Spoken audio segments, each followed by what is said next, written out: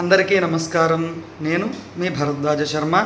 ఈరోజు మనకి సంభవిస్తున్నటువంటి చంద్రగ్రహణం గురించి ఏ నియమాలు ఎవరెవరు పాటించాలి, ఎవరెవరికి వర్తిస్తున్నాయి అనే వివరాన్ని చెబుతాను. ప్రముఖంగా దీనిలో గర్భిణీ స్త్రీలు, వృద్ధులు, చిన్నపిల్లలు మరియు ఆరోగ్యరీత్యా ఇబ్బంది పడుతున్న వారు ఎవరూ కూడా ఈ నియమాల్ని పాటించాల్సినటువంటి అవసరం లేదు. అదేవిధంగా ప్రతి ఒక్కరూ కూడా సాయంకాలం 6 గంటల లోపు భోజనాది కార్యక్రమాన్ని పూర్తి చేసుకోవాలి.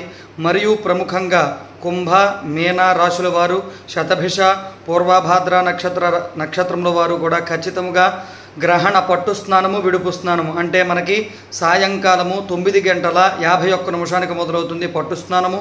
మరియు 1:25 తర్వాత విడుపు స్నానము చేయాలి.